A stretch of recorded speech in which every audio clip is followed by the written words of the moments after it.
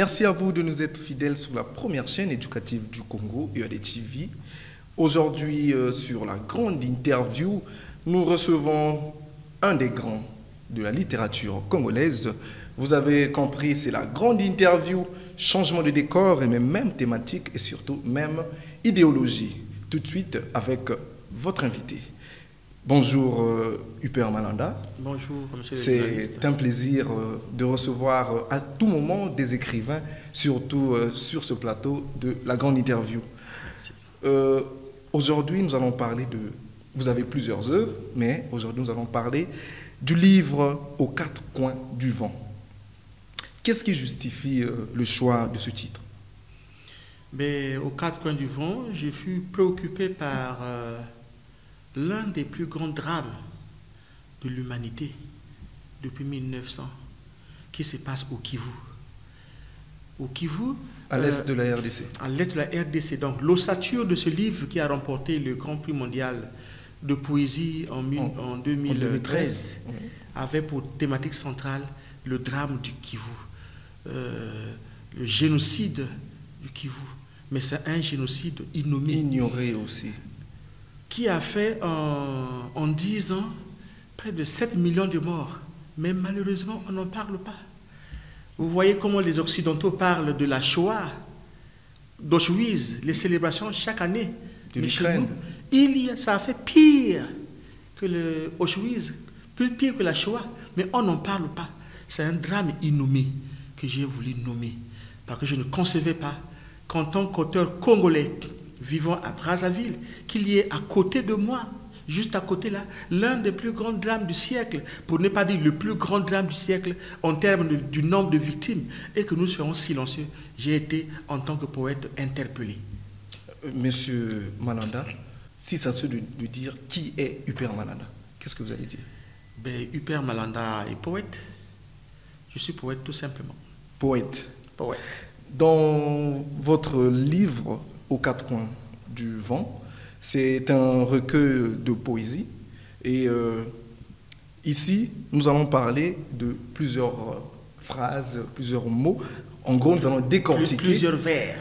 Plusieurs vers, oui. Nous allons décortiquer un peu ce livre. Quelque part dans ce livre, vous avez parlé de la civilisation égyptienne qui a influencé la culture de l'arc subsaharien. Pourquoi? Oui. Les livres d'histoire, il est vrai, Cheikh Anta Diop l'a dit, les Théophile Obenga l'ont démontré, que les pays au sud du Sahara, de l'Afrique au sud du Sahara, ce sont des civilisations qui viennent de la civilisation égyptienne. Nous sommes les descendants de l'Égypte. De ce point de vue, je dis, je viens de l'Égypte. Je viens de l'Égypte. Mon grand-père disait, nous venons de Ngibiti. Ngibiti, c'est l'Égypte. Mais vous n'êtes pas seulement arrêté en Égypte, vous avez aussi mis quelques phrases, quelques mots de la Grèce antique. Pourquoi? Oui, un poète est un oiseau qui vole sur toutes les branches du temps. Je vole au fin fond de ma conscience historique. Et ma conscience historique trouve ses racines aussi au niveau de la Grèce antique, qui, ayant subi l'influence de l'Égypte, et aujourd'hui, vous savez bien que c'est la Grèce qui est le père de la démocratie. C'est de là-bas qu'est née la démocratie. C'est de l'Égypte que sont nés les grands penseurs de notre civilisation. Et j'ai aimé les philosophes, autant j'ai aimé les grands écrivains comme Sophocle, comme Euripide, comme Eurydice. Mais c'est eux qui ont inspiré. Les trois là ont inspiré Corneille en France, Racine, Shakespeare. Donc, ce fut des grands maîtres à penser. Une manière pour vous de rendre hommage à ces... Mais tout à fait, tout à fait. Je ne peux que saluer ceux qui ont fait de nous ce que nous sommes en tant qu'écrivains, en tant que penseurs. Pour replonger dans votre livre, à la page 29, nous aimerions que vous nous expliquiez un peu cette poésie ou ce poème, parce que Uper Malanda utilise des termes et des mots que, à chaque fois que vous ouvrez le livre, il faudrait avoir un dictionnaire à côté. Et donc, comme nous avons eu le plaisir de vous recevoir sur ce plateau, j'aimerais que vous nous expliquiez ces phrases. Je vais le lire pour vous. Comment éteindre les volcans? Le temps est un oiseau de Minerve qui survole les fatalités. Je chante le destin de ce pays noduleux, son lumignon bleu pâle, dévoyé dans la profusion des noctules. Mes yeux prennent feu à force de regarder l'aigreur des étoiles. Les roses de mon pays me proscrivent à devenir un incendie, une fumerole noire laxive. Dans la promission d'âmes des fièvres nocturnes, pays bourbouilleux, étalé sur les songes comme un grimoire qui ne sait plus guérir la fraternité. Je vous avoue, j'ai lu, mais je n'ai pas compris. Expliquez-nous un peu. Oui, les clés de ce texte sont sur le titre. Comment éteindre les volcans? Comment éteindre les volcans? C'est quel volcan? Je considère que l'humanité entière, parlons de l'Afrique d'abord, que l'Afrique est un continent qui est assis sur un volcan. Wow. Un volcan en ébullition qui de temps en temps s'explose. Je veux exprimer à partir de cette image la violence disséminée ça et là le long du continent. Nous avons eu hier les violences au niveau de l'Afrique du Sud. Merci que cela est passé. Il y a eu l'apartheid. L'apartheid, oui. Je viens en RDC, qui est le point de départ de cet ouvrage, le drame du Kivu. Et au-delà du drame du Kivu, la violence, nous avons beaucoup Haram au Cameroun, au Nigeria, AQMI en Afrique de l'Ouest, et le terrorisme au niveau de la Somalie, Érythrée, Éthiopie. Nous sommes dans un monde qui brûle dans la violence. La violence est partout et il n'y a pas un seul instant où on n'entend pas la mort parler, la mort inventée par l'homme. L'homme est devenu, au lieu d'inventer le progrès, au lieu d'inventer le développement, se contente d'inventer la pauvreté, inventer la misère, inventer la ruine, inventer l'inverse de la conscience de l'homme, inventer la mort. Et je suis interpellé en tant que poète. La violence par-ci, par-là. Et quand je traverse les frontières continentales, la violence est partout. Elle est partout. Aujourd'hui, nous avons l'Ukraine. Et vous allez entendre, il y en a au Yémen, il y en a en Israël. Un peu partout, un peu partout. Et je suis sidéré par la capacité négative qu'a l'homme de concevoir le mal. C'est malheureux. Mais il y a des organismes internationaux qui gèrent ces questions-là. Mais les organismes internationaux qui gèrent ces questions, mais qu'est-ce qu'ils font? C'est la démagogie, c'est la politique politicienne, c'est la politique deux poids, deux mesures que vous bombardez ici. Ils aiment dire, j'aime dire bombarder.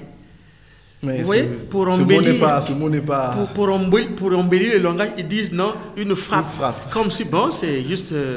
on tapait sur une mouche. Non, ça tue des milliers de gens.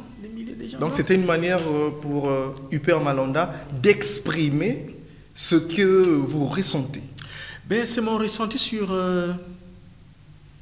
la violence humaine.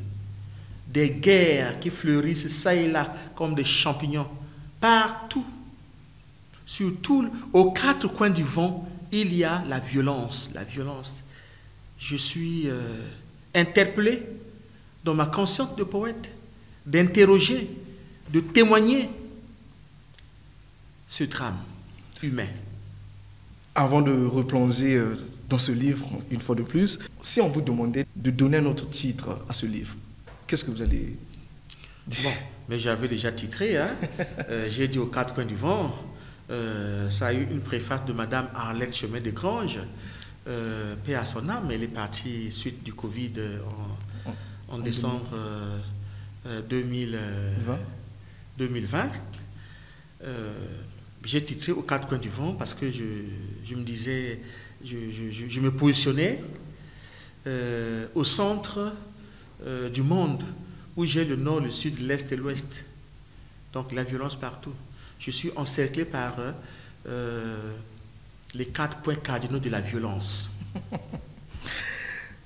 Chers internautes, chers téléspectateurs, nous continuons cette émission avec Huper Malonda. Huper Malonda, il y a aussi cette phrase où vous dites, je crois que c'est la page 31, vous dites « Ce pays », vous dites « pays, ce micro-coulier ensablé dans la sismité de la pierre, ce feulement démocratique, mon malaise. Dites-moi, comment éteindre les volcans ?» Vous avez tendance à mettre des mots difficiles pour les élèves qui nous suivent à la maison et des phrases très, très compliquées. Pourquoi? Bon, c'est ma manière de m'exprimer. J'aimerais vous dire avant tout qu'en poésie, j'ai 3 lumières. Aimé Césaire, Tchika Outamsi et Léopold Sédar Senghor. Et tel que l'a dit Madame Arlette Chemin-Desgranges, j'ai eu l'avantage d'avoir créé un nouveau chemin, un nouveau style à moi-même, mais qui part de ces 3-là. Le vocabulaire, c'est certainement ma partie césarienne. Vous savez, un poète, c'est comme un procureur de la parole. Je m'explique. Je considère le dictionnaire comme étant une prison où on emprisonnait les mots. Et moi, le poète, je viens ouvrir les cellules de la prison pour dire tel mot sort, tel mot sort, tel mot sort, et puis je renferme.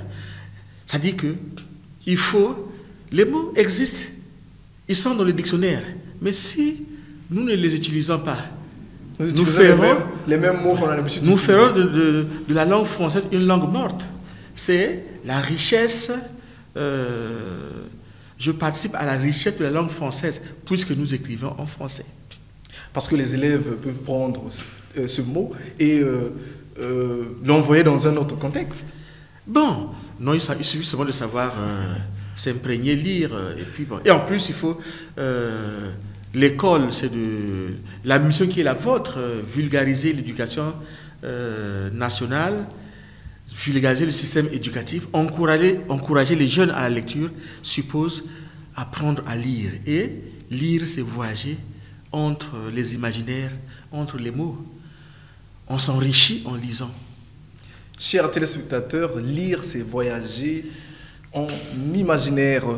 D'après les mots de Huper Malonda, je suis avec un des écrivains du Congo, pour ne pas dire le plus grand ou le plus titré, mais la question viendra après. Monsieur Huper Malonda, quelle est la place que vous mettez la littérature congolaise comparée à la littérature des autres pays? Le Congo est un pays de littérature. Nous avons l'avantage d'avoir eu des précurseurs comme Tchika Outamsi, Jean-Baptiste Atiloutar, qui sont là, nombreux, Emmanuel Dongala, Guy Menga, Maxime Debeka, Jean-Blaise Bilombo Samba, Théophile Obenga, Jean-Pierre Makosso, Sonny Laboutansi, Sylvain Bemba, ils sont nombreux. Donc, il y a une ancienne génération et une nouvelle génération également. Et l'ancienne génération, il y a dans l'ancienne génération, et Henri Lopez, je ne veux pas l'oublier, qui était personnel, je veux dire. Alors donc, il y a que les écrivains congolais ont beaucoup travaillé. Et nous avons connu dans les années 70, 80, 90, la littérature la plus florissante sur le plan continental. La littérature congolaise. Une des littératures les plus florissantes sur le plan continental. Une littérature compétitive. Et ça continue jusqu'à aujourd'hui. Je peux dire que si hier, nous étions au summum même de la littérature congolaise, de la littérature africaine, parce que vous avez Sonny, vous avez Tchikaya, vous avez Atiloutar, un rayonnement international. Un rayonnement international que pour sentir ces auteurs-là, il faut sortir. Sortir du pays. Aller à l'extérieur, c'est là où on vous parle. du Congo. Mais ici, bon, c'est vrai, on n'est jamais prophète ce soir, on ne nous connaît pas ici. Et vous avez, avec la nouvelle génération, nous avons un poète, un aîné à moi, Gabriel Okunji, Alain Mabankou. Alain Mabankou, oui. Et un certain Hubert Malanda également. Et la jeunesse qui arrive, où il y a plein de jeunes poètes qui montent. Hein. Vous avez Annie Matoko, vous avez Rosé Luemba, Anissé Dounyama de ma génération, il ne fait pas partie des jeunes. Et vous avez les Tricel Mwanda Mosoki, les Délices Mankou, les Nicole Bouquet Mikolo, vous avez... ils sont nombreux. Le Congo est un pays de littérature. Et, vous savez, il faut toujours se forcer à mettre en place une politique de vulgarisation de cette littérature. Est-ce que cette politique existe chez nous ici? Je ne pense pas. Je ne pense pas. Voilà pourquoi je salue l'initiative de votre chaîne. Un ministère de l'enseignement qui crée une chaîne éducative au profit de la lecture, au profit de l'éducation de la jeunesse. Ça, je remercie pour cela le ministre Moutou, le Premier ministre, l'initiative de créer une telle chaîne où nous venons nous exprimer. On ne doit pas que se nourrir de politique. Tout le monde n'a pas besoin de politique. Or, la politique, c'est vrai. Mais la culture est la force motrice du destin d'un peuple. Quand la culture est tordue, quand la culture est tombée, tout le système de l'existence tombe. C'est la culture qui conscientise la politique. Donc je pourrais dire que politique sans culture n'est que ruine du pays. Ruine du pays. Monsieur Malanda. Mais pour ne pas que cette culture puisse être ensevelie par d'autres cultures, par exemple la culture de l'Occident, mais qu'est-ce qu'il faut faire pour garder cette culture? Bon, l'Occident ne pose pas un problème. Nous sommes dans un contexte où le monde est dans une forme de métissage culturel. Le problème, ce n'est pas la segmentation, mais la cohésion. Il faut valoriser la culture. Vous savez, un pays comme la France, pour vous donner l'exemple, le ministère de la Culture de la France figure parmi ceux qui ont le plus qu'on finance de plus. Vous voyez, les Français créent des ministères, des centres, des instituts français. Partout. Partout. Ils subventionnent, ils mettent beaucoup d'argent. Ce n'est pas pour rien. La culture au-delà de tout. La culture par-dessus tout. D'abord. Et le reste vient après. Mais or, nous avons tendance à tout inverser. Vous avez le sport, vous politisez. Vous avez ceci, tout est politisé. Non, on n'a pas besoin. Laissez la culture être la conscience. C'est comme a dit, de la conscience. Comme a dit les frères Édouard Herriot, la culture, c'est ce qui reste lorsqu'on a tout oublié. Et voilà.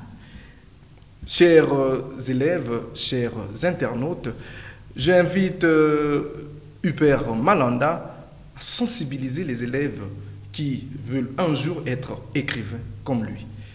Monsieur l'écrivain, votre caméra est là. Sensibilisez les élèves. Je ne peux encourager qu'à la lecture. Qu'est-ce que nous avons été, nous, quand nous étions plus jeunes à l'école? Nous étions dans les bibliothèques. Nous étions canalisés sur le livre. Nous avions pour ami principal le livre. Et ça éduque, ça forme, ça donne le niveau. Ça fait que demain, après-demain, vous êtes embauché à tel poste. Vous saurez rendre. Le livre, c'est ce qui donne la compétence. L'éducation, c'est ce qui donne la compétence. Mais quand vous avez des cadres qui ne sont pas éduqués, quand les jeunes ne lisent pas, demain, vous serez un danger pour le pays. Quand on dit que l'avenir du pays, c'est la jeunesse, mais quelle jeunesse? Si c'est cette jeunesse des bébés noirs-là, c'est le désespoir total. C'est une jeunesse formée, une jeunesse éduquée, et c'est le livre qui éduque la jeunesse, le mieux.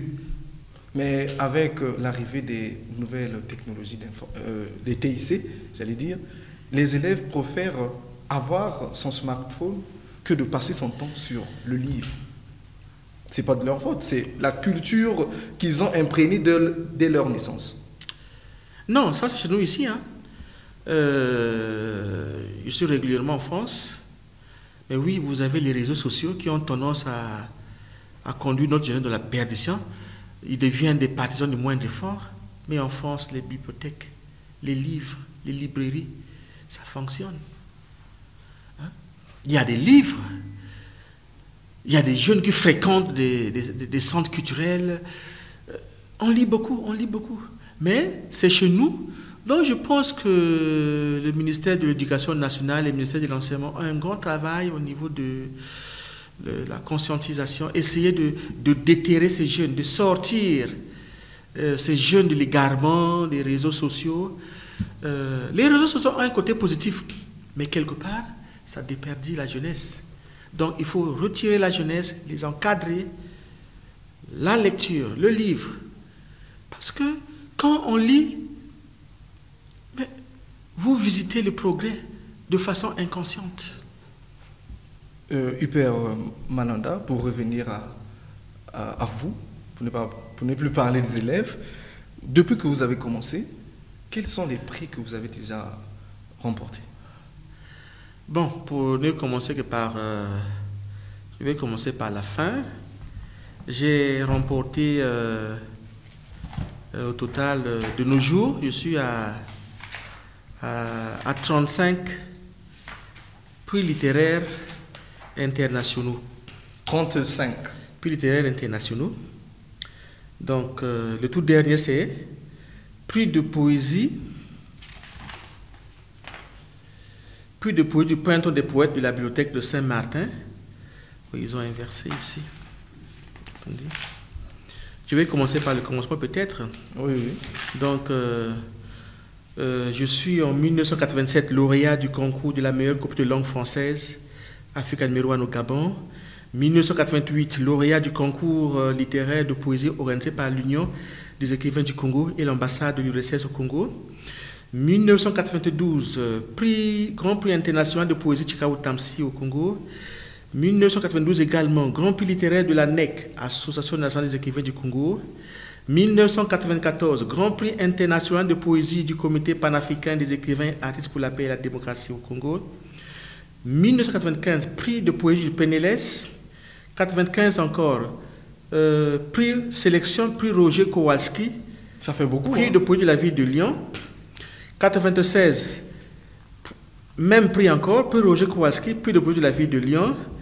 1988, Grand Prix de la bibliothèque. 98, Grand Prix international de poésie organisé par la Bibliothèque internationale de poésie de France et la Bibliothèque nationale de poésie des États-Unis, un prix que j'avais remporté avec mon ami poète Anissé Tunyama.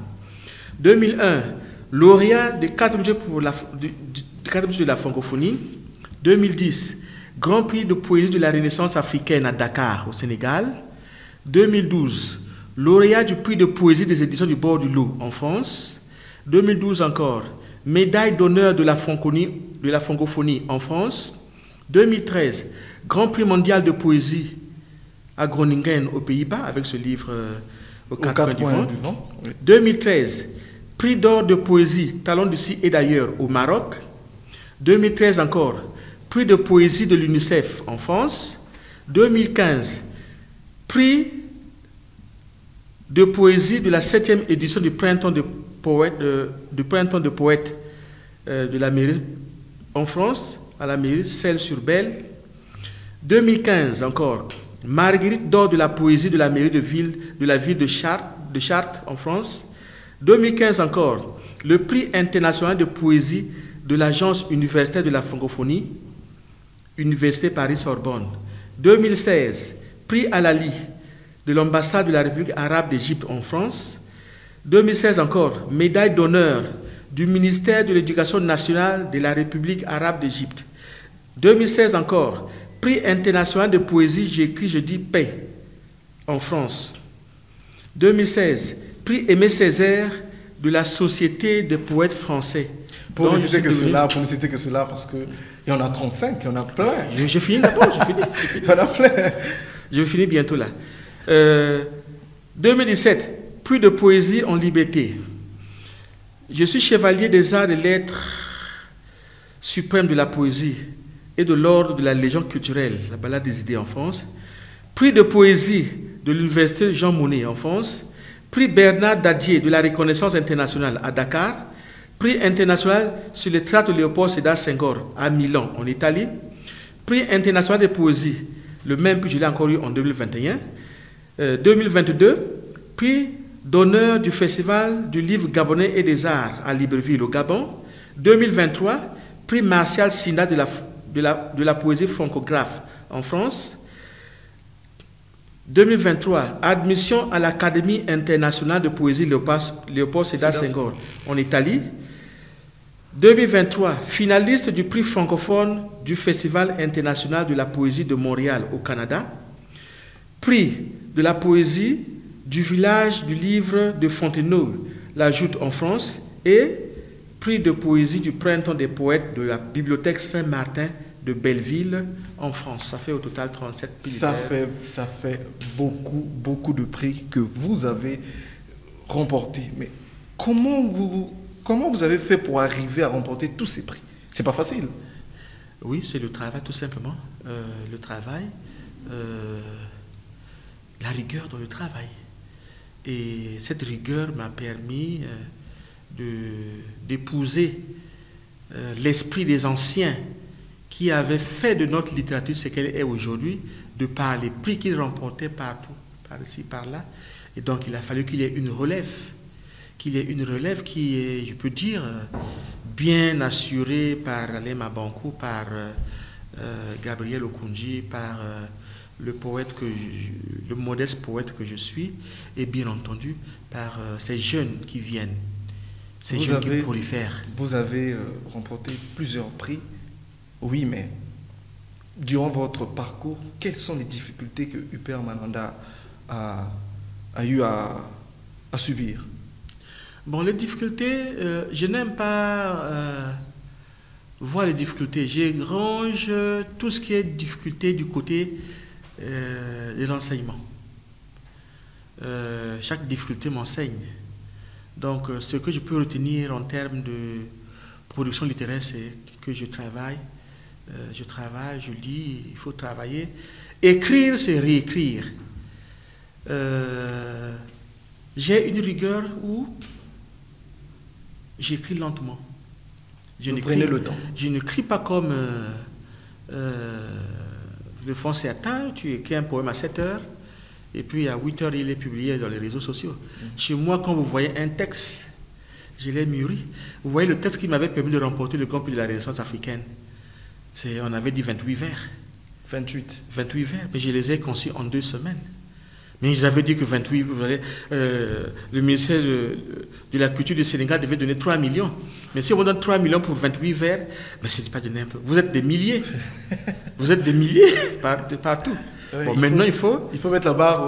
Il faut mettre la barre haute, mais la barre haute, ce n'est pas du bâclage, c'est travailler. C'est-à-dire que c'est de polir. Un poème, c'est comme une œuvre d'art où il faut essayer de vous tailler, vous polisser pour donner une forme plus artistique. Donc, il faut placer les mots qu'il faut, à la place qu'il faut, le rythme, la musicalité, les images, voilà. Chers élèves, vous qui nous suivez à la maison, l'échec n'est pas un moyen d'abandonner, mais plutôt une force pour continuer, d'après l'expérience de Hubert Malanda.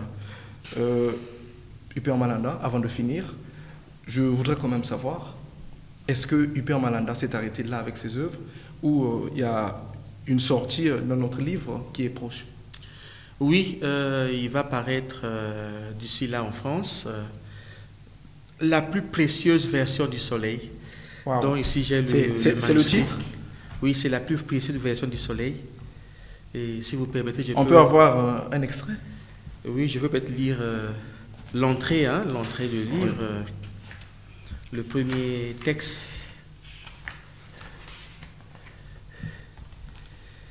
Et maintenant que nos chansons se détachent des étoiles, maintenant que mon sang se réclame de l'obédience du feu, maintenant que mes plaies adhèrent à l'évolution de la lune et du tournesol, maintenant que ma passion neuve s'arc-boute comme un éclair, et pareillement les fêlures vives des séditions, des fièvres hautes à la carrure même du soleil, des buissons d'eau sauvage inamicales jusqu'à la lie des lunaisons funèbres, des vagues géantes comme des ours, des autres hypothermies, du vin caillouté sur la table des cicatrices d'oiseaux morts.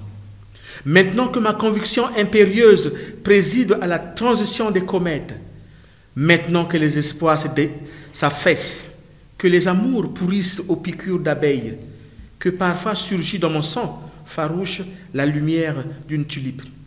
Mon sang bleu turquoise est un corymbe. Mon sang bleu est une faim béante. Mon sang bleu est l'alliage d'un peuple harcelé du mal-vivre. Mon sang bleu est un télégramme échoué sur les 4 périphéries du monde. Mon sang bleu est une chaloupe libre cambrée d'imprévisibles naufrages. Mon sang bleu est un sanglot allumé sur les berges de Lampedusa. Mon sang bleu est une aile de soleil sur le cœur brisé des matins. Mon sang bleu est un arc-en-ciel qui étale ses étamines sur les portulans des fraternités vierges. Mon sang bleu sifflera au passage des lunes. Je prendrai une longueur d'avance sur le continent. Waouh, vraiment, j'ai été ému, mais à quand la sortie de ces chefs-d'œuvre? Le mois de mars. Mars 2024. Le livre sera présenté au Salon du Livre de Paris. Chers internautes, chers téléspectateurs, vous avez compris que nous sommes à la fin de notre émission, la grande interview. Je ne peux pas partir sans donner un mot de fin, peut-être à Hubert Malanda. Et comme je l'ai déjà dit, je salue l'initiative de votre chaîne. J'en suis très heureux et félicite les promoteurs, le ministre Moutou, le Premier ministre. Je crois qu'au côté du président de la République, on a besoin des énergies comme ça. L'année 2024, c'est l'année de la jeunesse. Et évidemment, la jeunesse mérite un encadrement. Et l'encadrement, c'est à travers la communication de la culture. Communiquer sur l'éducation pour mieux éduquer la jeunesse congolaise. Je vous remercie. Merci à vous d'avoir répondu présent à l'invitation de EAD TV. Chers internautes, je suis avec Hubert Malanda. Prochainement, peut-être, après la sortie de son livre, il pourra revenir sur ce plateau pour qu'on reparle de son œuvre. Derrière les caméras, j'étais avec Kesne Ngimbi, Jimmy Carter, Red Atipo, Bresse Malanda, Célian Boukou, Vifin Luamba, le tout sous la supervision de Fred Bokoko. Restez connectés sur EAD TV pour ne rien rater sur tout ce qui concerne l'école congolaise. Au revoir.